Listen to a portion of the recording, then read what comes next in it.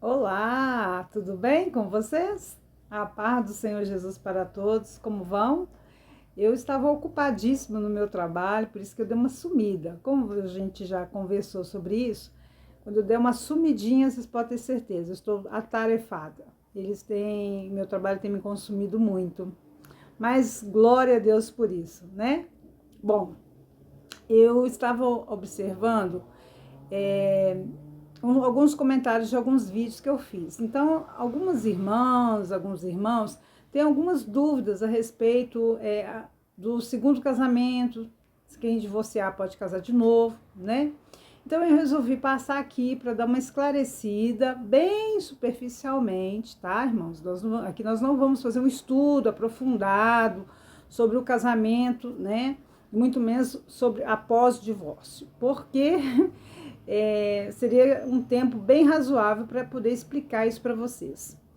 Mas eu quero fazer esse vídeo e eu espero que vocês entendam um pouco, né, a palavra de Deus sobre isso, porque eu sei que não é só vocês, meus inscritos, que têm essa dúvida, muitas pessoas, né? E eles ficam com medo, às vezes, de estarem, assim, pecando contra Deus, adquirindo um novo casamento, né? Alguns casos sim, outros não, né? Mas quando que começa, a gente falando em casamento, como que começa o casamento? Né? Não começa no namoro, ele começa antes do namoro. O casamento, ele começa uma aliança com Deus, né? Deus, ele quer essa aliança com ele. Tudo que rege as nossas vidas, o Senhor quer que nós compartilhemos com ele. Então, quando você se interessa por alguém, coloca os olhos em alguém, você deve consultar o Senhor, procurar saber do Senhor se esta mulher ou este homem é da vontade do Senhor para a sua vida. Só que muitos, né? Eu estou falando aqui dentro do âmbito religioso, cristão, né? Eu não estou falando de quem não conhece Jesus, né? Porque eles não têm esse critério. Mas eu estou falando dentro do âmbito cristão, daqueles que aceitaram o Senhor Jesus e andam e querem obedecer a sua palavra. Então essas pessoas, elas devem primeiramente, né, deveriam consultar o Senhor. Senhor, fulano, fulana, é da tua vontade? Pergunte ao Senhor e ele vai te responder. Então a gente vê muito um exemplo, e existem testes, né? A gente vê Deus requerendo de nós que a gente façamos alguns testes com ele. Quer ter um exemplo? O casamento de Rebeca e Isaac, né? Quando o servo de Abraão sai de perto de Abraão para procurar uma esposa para Isaac, Abraão fala para ele aonde que ele deveria arrumar, que teria que ser da família dele, né? Que não poderia ser de outros povos, mas tinha que ser da família. E que Deus pudesse guiá-lo, né, até a mulher certa. O servo, durante toda a sua jornada, ele ora a Deus. Você vai ver esse registro em Gênesis 24 e 25. Você pode confirmar isso. Ele ora a Deus no íntimo dele, falando para Deus se o Senhor fosse com ele, se ele achasse aquela pessoa. E ele fez um teste. Se aquela pessoa que fosse do Senhor para o filho do seu servo, no caso Abraão, que ela pudesse dar ele de beber, tanto a ele quanto aos camelos, que pudesse dar a ele onde dormir. E Deus ouviu aquela oração daquele servo. E aparece Rebeca vindo ao encontro daquele poço, pega o seu cântaro e começa a tirar água. Chega o servo, né? E a passagem fala que Rebeca vai e oferece, da mesma forma como ele orou ao Senhor, no íntimo dele, a Rebeca age com ele. Você vai poder ver essa história lá em Gênesis 24. Então, existem alguns critérios para você que é cristão, que é cristã, achar o seu esposo, achar a sua esposa. E Deus quer que você faça isso, né? Que você pergunte para ele. Porque a Bíblia fala que o nosso coração ele é enganoso, o nosso coração ele nos engana, porque ele é cheio de malícia, cheio de engano. Então nós temos que consultar o Senhor, porque nem tudo que os nossos olhos veem é o que realmente é. A gente vai ver isso muito claramente quando Samuel vai à casa de Jessé procurar um rei para Israel, né? Quando Jessé apresenta os seus filhos para Samuel, todos bem, assim, aparentemente belíssimos, mas não era o que o Senhor queria. Mas o Senhor sondou o coração de Davi, e este coração foi o que agradou ao Senhor. Por isso que ele foi feito rei de Israel. Mas voltando rapidamente a esse assunto, então, assim, cabe a nós cristãos orarmos ao Senhor. Senhor, eu estou interessado em fulano. Antes de você se apresentar, antes de você namorar, antes de você ter um compromisso, até fazer uma corte, né, com aquela pessoa, você esteja em oração, mas espere o Senhor confirmar. Espere o Senhor falar. Eu recebo muitas pessoas falando assim: ah, mas eu orei, eu paguei preço, eu fui num monte. Aí eu pergunto: o Senhor te falou que era assim? O Senhor testificou no teu coração e usou alguém, te deu sonho, te deu confirmação que essa pessoa era para você? Algumas pessoas falam assim: não, eu orei, perguntei, mas o Senhor não falou nada comigo. Aí eu pergunto: por que você namorou fulano? Por que você chegou a um casamento? Aí muitas pessoas falam assim: mas eu senti paz no meu coração, irmã. Aí eu te pergunto de novo: quando a paz no coração é uma confirmação do Senhor? Aí alguém vai falar: sempre que a gente tem paz, Deus está confirmando. Nem sempre. Nem sempre. Nós precisamos da direção do Espírito Santo, até mesmo com um casamento. Porque às vezes o irmão tem aquela aparência de bênção de Deus, mas é um prato de Satanás para te tirar da presença do Senhor, para te tirar do ministério, para te desviar dos caminhos do Senhor, da santidade com o Senhor. Às vezes você está ali vivendo uma vida de santidade e aparece um belíssimo na sua vida, uma belíssima, uma irmã que é abençoada. Mas quando você vai começar a conviver, você vai ver que não é tudo aquilo, é um sepulcro caiado. Irmãos, então o casamento começa com a oração, com o jejum, com o perguntar ao Senhor, né? Eu vou falar um vídeo sobre o porquê que eu ainda não me casei, porque eu fiz essas perguntas com todos, né? Então vocês já sabem a resposta. Bom, quando Deus fala sobre casamento, ele fala uma união. Existem duas uniões, né? Porque existe a união física, né? Que é essa nossa carnal de sentimento com o outro. Existe a união espiritual, porque quando você está ali de frente àquele altar, de frente ao pastor, você está fazendo 3 alianças, né? Eu faço uma aliança com você, eu faço uma aliança diante da sociedade, né? E eu faço uma aliança com Deus, né, de ser fiel até a morte, de estar na doença, na pobreza, né, de amar até que a morte o separe. Não é assim que você prometeu quando você estava lá no altar?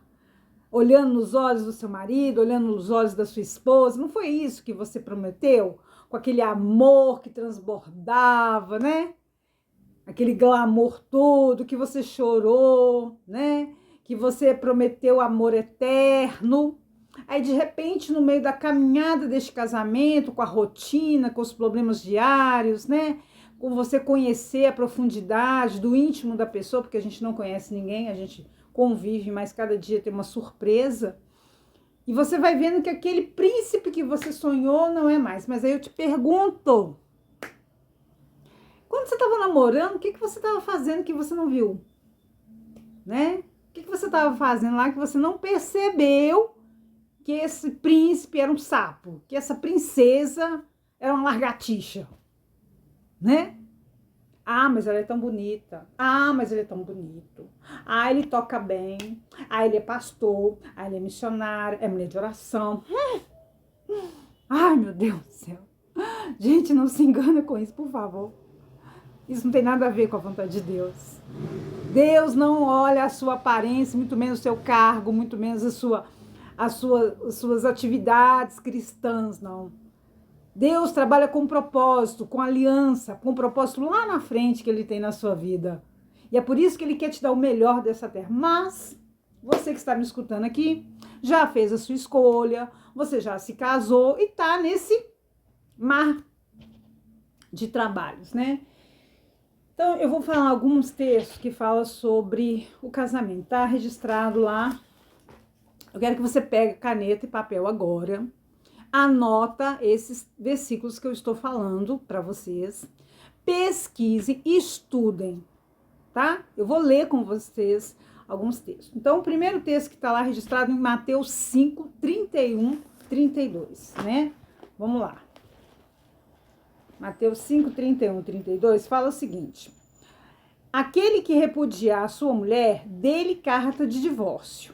Eu, porém, Jesus falando, digo, qualquer que repudiar a sua mulher, exceto em caso de relações sexuais ilícita, a expõe a tornar-se adúltera. E aquele que casar com a repudiada comete adultério. Quando você separa do seu cônjuge, você o expõe no adultério. E aquele que casar com a que foi largada, separada, seja ele ou ela, comete adultério. Só por esse versículo você vê que não há chance de casamento. Só que as pessoas se atrelam aqui, ó. Exceto em caso de relações sexuais ilícitas. Aí eu falo pra vocês, eu pergunto pra vocês, tá? Eu quero me separar, ele me traiu, ele arrumou outra mulher, eu quero me separar. Oh, tá. Quando você vai exercer o perdão de 70 vezes 7 neste casamento? Ou você acha que porque você casou com o seu marido, com a sua esposa, você deixou de ser irmão em Cristo? E o 70 vezes 7? Como que fica? Nós temos que perdoar. E perdoar significa esquecer. Não guardar rancor, não guardar mágoa, continuar vivendo. Não tem outra solução. Ah, mas eu não perdoo. Então você vai para o inferno. Você vai queimar com Satanás. Porque Deus só vai te perdoar se você começar a perdoar aqueles que te ofenderam. Aqueles que pecaram contra você. Então você já está sendo condenado ao inferno se você não perdoar. Seja o filho, seja o seu marido, seja quem for. Outro texto. Mateus 19, anotem aí. Mateus 19, 3 ao 11.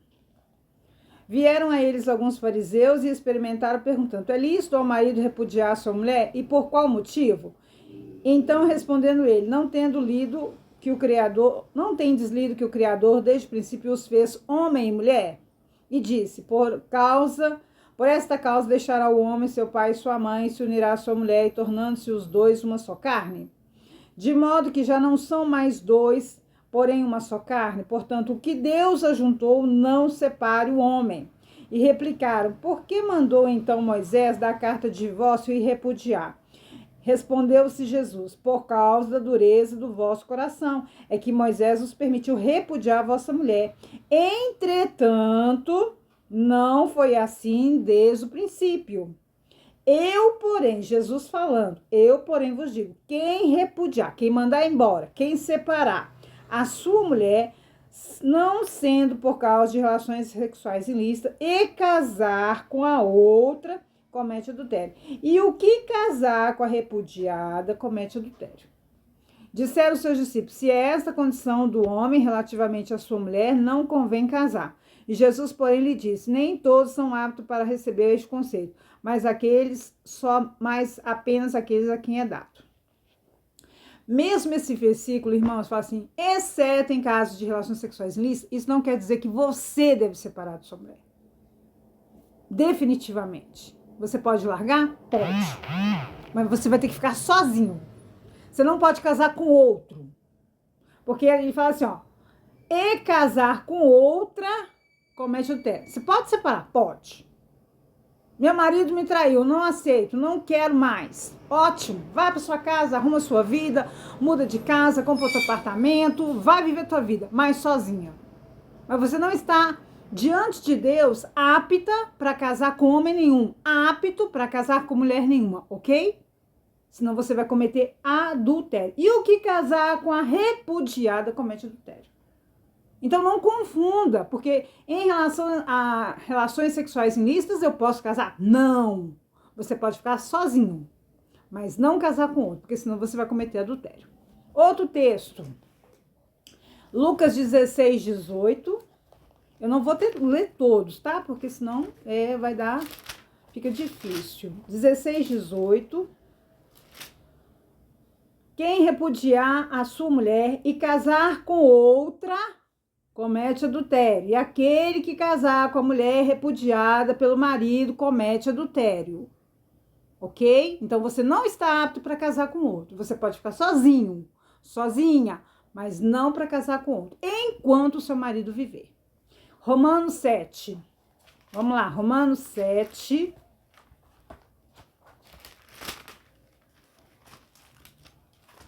Romanos 7, do 1 ao 3. Porventura ignorais, irmãos, pois falo que conhece a lei, e a lei que tem domínio sobre o homem por toda a sua vida. Ora, a mulher casada está ligada pela lei ao marido, enquanto ele vive. Mas se o mesmo morrer, desobrigada ficará da lei conjugal. De sorte que será considerada adúltera se vivendo ainda o marido unir-se com outro homem. Porém, se o marido morrer, está livre da lei e não será adúltera se contrair novas núpcias. Nesse caso, você pode casar de novo. Quem pode casar de novo, missionária Elaine? Solteira e viúvo. Você casou, você tem uma carta de divórcio na mão, você pode ficar sozinho. Mas você não pode tocar, não pode olhar, não pode desejar, não pode beijar, não pode ter relações sexuais, senão você está em adultério e vai para o inferno. Lá nos 10 mandamentos está escrito o quê? Não adulterarás. Vamos lá, outro versículo. Eu anotei aqui para vocês. 1 Coríntios 7, 10 ao 11. Anota aí. Outra palavra sobre o segundo casamento. Efésios 5, do 31 ao 32. O casamento, irmãos, irmãs, é obrigatório ficar casado até a morte. Ele é indissolúvel. Para Deus, o casamento, ele tem uma indissolubilidade enquanto os cônjuges estiverem vivos. Não há como você sair disso. Apesar que você tem um monte de justificativa para isso. Aí Jesus fala assim, mas na época de Moisés estava dando carta de divórcio. Estava. Por causa de quê? Por causa da dureza do coração do povo. Coração duro, que não queria perdoar, que não queria conversar. Sabe o que falta nos casamentos hoje? Diálogo. Diálogo. Aí tem algumas pessoas que falam assim, mas na minha casa não tem diálogo. Isso não existe na minha casa, né? Existe um monte de desculpa para se dissolver um casamento, né? Hoje em dia, o casamento acabou porque o amor acabou. Como assim? O amor acabou? O amor não acaba. Eu deixei de sentir atração pelo meu cônjuge, pelo meu marido, pela minha marida. Ela engordou. E daí, se ela engordou? E daí, se ele engordou? Porque nós temos uma incompatibilidade de gênio. E por que você não viu isso no casamento, no namoro? Por que você não viu isso quando você estava orando antes de chegar ao noivado? Durante o noivado, o que vocês ficaram fazendo que não viu isso? A incompatibilidade de gênio. Eu quero o sol, ela quer a lua, eu quero o verde, ela quer o preto. Onde que vocês estavam? O que vocês estavam fazendo neste namoro que não viu que não tinha compatibilidade? Eu tenho certeza que estavam fazendo outras coisas que não era conversar. Que não era dialogar sobre o que eu quero, o que você quer, o que é importante para mim, o que é importante para você, o que eu abro mão, o que eu não abro mão. Eu me impor sobre algumas situações, me posicionar sobre algumas situações. Isto aqui eu aceito até aqui, isso aqui eu não aceito. Nisso aí você vê a compatibilidade. Eu penso, não é questão de pensar igual não, porque ninguém pensa igual, gente. Ninguém. Tira isso das suas cabeças. Ninguém pensa igual, todo mundo tem as suas próprias personalidades. Entendeu? Eu me posiciono, sempre me posicionei. Sou uma pessoa exigente. Minha carinha aqui, ó, bonitinha, mas eu sou extremamente exigente. Então tem um monte de coisa. O temperamento do indivíduo é difícil. Eu sou calma, mas o meu temperamento é difícil. Porque eu sou exigente. Eu gosto das coisas, ó, certinha. Entendeu? Ah, mas fulano gosta de brigar. Ah, fulano gosta de discutir. Não é pra você. Se você não vai tolerar, você tem que fazer a pesquisa seguinte. Eu vou tolerar isso 10 anos? Não sei. Vou tolerar isso 20 anos? Não sei. Eu vou tolerar isso 30 anos? Não, então eu não vou me casar com uma pessoa dessa. Eu consigo levar isso por 30 anos da minha vida? Não, eu não consigo, então eu não vou casar. Minha mulher não lava, não passa, não cozinha. Meu marido é preguiçoso, não gosta de trabalhar, gosta de viver da obra e gosta de ficar pedindo as outras coisas. Eu não quero um marido assim. Então eu não vou namorar com uma pessoa dessa. Eu não vou me envolver. Ah, mas ele é bonito. Não interessa. Não é isso que está em jogo. Você tá lá na obra, lá na frente, o seu namorado tá aqui, ó. Eu não quero uma pessoa que eu tenho que arrastar ele, que eu tenho que ficar puxando ele. Não, eu quero junto, junto, junto. Então, irmãos, meus amados, é isso. Mas tem outras coisas também que levam as pessoas a abandonar, né, um casamento. Né? Jesus trabalha muito com dois termos, porneia e mocheia. Porneia quer dizer abandonar, largar. Mocheia quer dizer adultério, união ilícita. Hoje em dia, eu tô falando na relação desse mundo. O que tá levando os casais a separar? Homossexualismo, pedofilia, adultério, tentativa de feminicídio, violência doméstica, risco de integridade física, que é a violência doméstica, violência sexual com os filhos. E eu não estou falando de mundano, eu estou falando de crente, tá? Estou falando de crente, né? Então eu estou falando de pessoas cárcere privado. Você não vai ali, você não vai aqui, você não liga para fulano, sua família não vem aqui, você vai ficar só comigo. Você não conversa com o vizinho. Isso tudo tem sido causas de separação hoje no meio evangélico. Ah, mas missionário, isso não acontece. Acontece. Ó. Assim, acontecendo dentro da igreja. Então, irmãos, mocheia quer dizer quando a pessoa ela tem outro tipo de relação fora do casamento. Aí no adultério acontece engano, mentira, né? Porque esses dois demônios andam junto no adultério, né? E as pessoas que estão adulterando, elas estão endemoniadas. Elas permitiram, através de alguma brecha na vida delas, que esse demônio da pombagira entrasse nesse casamento. Através de palavras, através de modos, de ações, né? Porque os demônios, eles ficam à espreita, esperando você dar uma brecha. Né? Maldições, marido lançando maldição na mulher, mulher lançando maldição no marido. Quando brigam, não dorme junto, tá? Quando você briga com o seu marido, com a sua esposa, e você não dorme junto, o demônio vai e deita ali do seu lado. Tem gente que tá sentindo isso, viu? Tem gente que consegue até ver o espírito ruim dormindo ali do lado. Então, irmãos, irmãs, queridas, meus queridos, se tem uma palavra que é terrível, que Deus não vai passar a mão, é no adultério. Então, duas pessoas podem casar, solteiro, viúvo. O que passar disso, irmão, você está em adultério. Ah, mas nós não temos mais relações sexuais em vida. Não interessa. Ah, mas ela é doente, com uma doença terminal, espera ela morrer. Ou então, se ela não for morrer daqui 10 anos, você vai ter que ficar sozinho. Ah, mas a doença dela é degenerativa e eu vou ficar assim. Vai ficar, se você não quiser entrar pro inferno. Porque é na doença e na saúde. É na pobreza e na riqueza.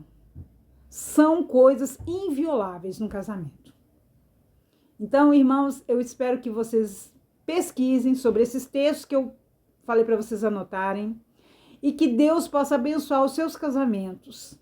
Não quebrem a aliança que Deus fez com vocês naquele altar. Por nada. por beleza nenhuma, por juventude nenhuma.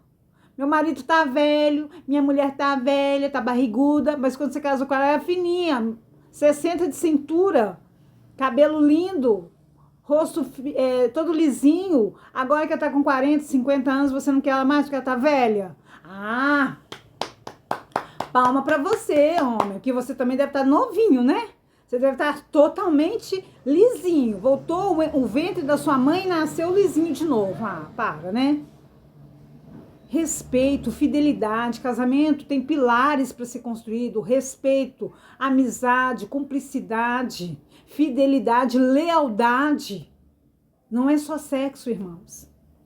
Esses pilares é que montam um casamento. Você ter prazer de conversar com a pessoa, você ter o que conversar com a pessoa. Ah, mas nós não temos mais diálogo. Por quê?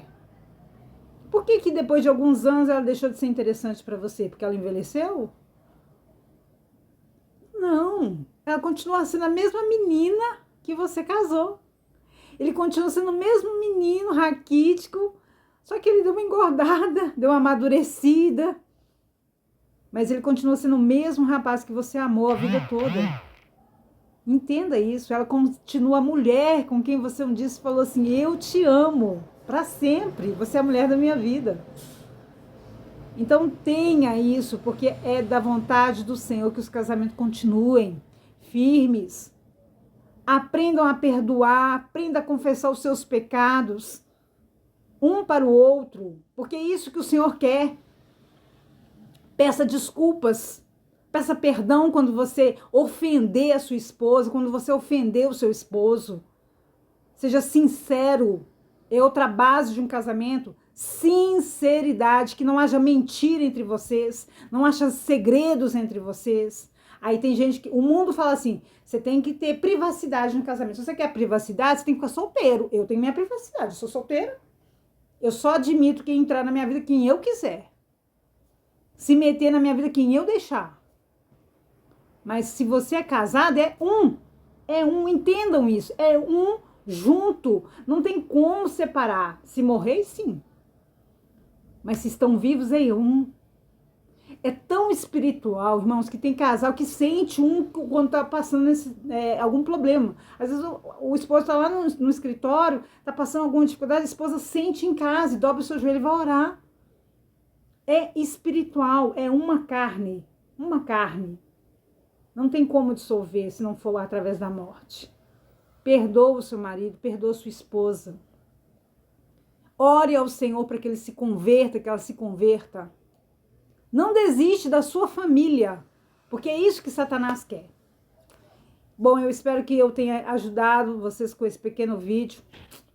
Que o Senhor os abençoe e os guarde. Que o Senhor os ilumine. Que o Senhor abençoe os seus casamentos e sua família. Até o próximo vídeo.